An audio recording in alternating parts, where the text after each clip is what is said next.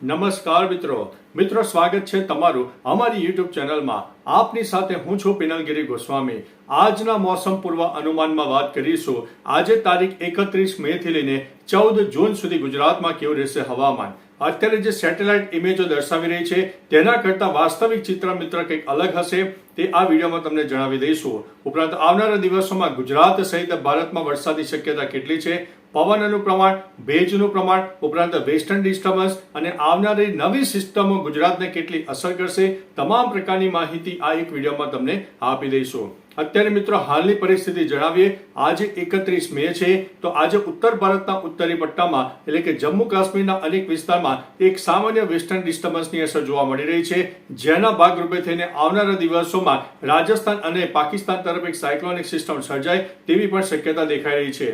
બીજી તરફ મિત્રો અરબી સમુદ્રમાં કેરળ તરફનો જે દરિયાઈ પટ્ટી વિસ્તાર છે તેમાં પણ એક સાયક્લોનિક સિસ્ટમ સર્જાય તેવી શક્યતા છે અને બંગાળની ખાડીમાં પણ એક લો પ્રેશર સિસ્ટમ સર્જાય તેવી શક્યતા છે। એટલે આ ત્રણેય સિસ્ટમોના ભાગરૂપે થઈને ગુજરાતમાં એક ભેજનું પ્રમાણ સર્જાશે, લો ક્લાઉડ ફોર્મેશન સર્જાશે અને ગુજરાતના અનેક વિસ્તારમાં છૂટો છવાયો વરસાદ થઈ શકે છે।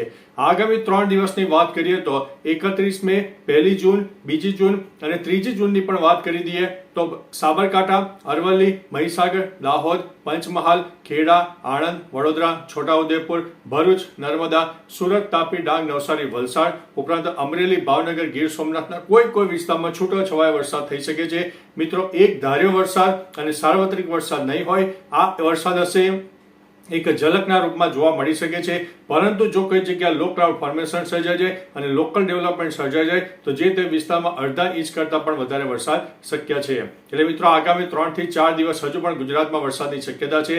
સેટેલાઇટ ઇમેજમાં મિત્રો ફક્ત તમને વાદળો જ દેખાશે, પરંતુ એક લો ક્લાઉડ ફોર્મેશન સર્જાવાની શક્યતા છે, કારણ કે ભેજનું પ્રમાણ પણ ગુજરાતને ભયંકર મળી રહ્યું છે। તેના કારણે કહી શકાય કે મોડી રાત્રે અને વહેલી સવારે આપણને એક છૂટો છવાયો વરસાદ પણ જોવા મળી શકે છે। હવે મિત્રો જૂન મહિનાની વાત કરીએ તો તારીખ 7 જૂનથી લઈને 14 જૂનનું જે સેશન છે એ ભયંકર સેશન રહેવાનું છે, જેની અંદર મહારાષ્ટ્રના અનેક ભાગોમાં તબાહીનો વરસાદ વરસી જાય, જેમાં 4 ઇંચથી લઈને 8 ઇંચ સુધીના પણ વરસાદ થઈ શકે છે। એટલે મિત્રો આવનારા દિવસોમાં મહારાષ્ટ્ર ઉપર એક મેઘતાંડવ સર્જાવાનું છે અને આ બધી સિસ્ટમોને કારણે સામાન્ય અસર ગુજરાતને પણ થશે, જેના ભાગરૂપે થઈને સૌરાષ્ટ્ર હોય, દક્ષિણ ગુજરાત હોય, ઉપરાંત મધ્ય ગુજરાતનો પૂર્વ તરફનો વિસ્તાર હોય તેમાં પણ આવનારી 7 થી લઈને 14 જૂન સુધીમાં એક વરસાદની શક્યતા રહેલી છે। એકંદરે મિત્રો હવે જ્યારે ચોમાસાનું ધીમે ધીમે આગમન થવાનું છે, મહારાષ્ટ્ર સુધી તો ચોમાસાએ આગમન કરી દીધું છે।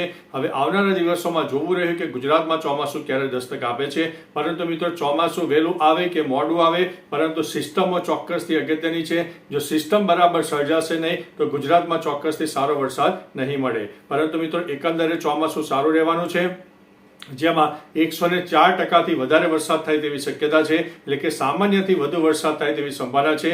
એટલે મિત્રો આ વખતે ચોમાસામાં એક વરસાદને લઈને ચિંતાના સમાચાર નથી, પરંતુ મિત્રો આ વખતે જે વીજળી થશે, થંડરસ્ટોર્મ એક્ટિવિટી થશે એ ભયંકર થશે અને વીજળીને કારણે જાનહાનિ પણ થઈ શકે છે। એટલે પણ જ્યારે પણ વરસાદી માહોલ હોય ત્યારે ખેડૂત મિત્રો ખુલ્લામાં કામ કરતા હોય અથવા તો અન્ય કોઈ ચીજ વસ્તુઓ આ તમારી એવી જગ્યામાં પડી હોય કે જેને નુકસાની થઈ શકતી હોય તેને સત્વરે લઈ લેજો અને ચોમાસા દરમિયાન એટલે કે ખાસ કરીને વરસાદના સમયગાળામાં થોડા સાવચેત રહેજો, એલર્ટ રહેજો। બાકી મિત્રો તમારા વિસ્તારમાં કેવું વાતાવરણ છે નીચે કમેન્ટમાં જરૂરથી જણાવજો, વિસ્તાર અને તમારા નામ સાથે જણાવજો, જેથી ગુજરાતની જનતા જાણી શકે કે ગુજરાતમાં ક્યાં વરસાદ પડી રહ્યો છે, ગરમીનું પ્રમાણ, ભેજનું પ્રમાણ અને પવનનું પ્રમાણ કેટલું છે તે પણ જાણી શકે। પવનની વાત કરી દઈએ તો મિત્રો 20 થી લઈને 40 કિલોમીટર પ્રતિ કલાકની ઝડપે પવન એક ગુજરાતમાં એવરેજ જોવા મળે, જ્યારે સૌરાષ્ટ્ર હોય, મધ્ય ગુજરાત અને દક્ષિણ ગુજરાતના અનેક ભાગોમાં 50 થી લઈને 60 કિલોમીટર પ્રતિ કલાકની ઝડપે પવન પણ ફૂંકાઈ શકે છે। તો ચાલો મિત્રો ફરીથી લેટેસ્ટ ઇન્ફોર્મેશન અને વરસાદની નવી આગાહી લઈને મળતા રહીશું, ત્યાં સુધી અમને રજા આપશો। નમસ્તે।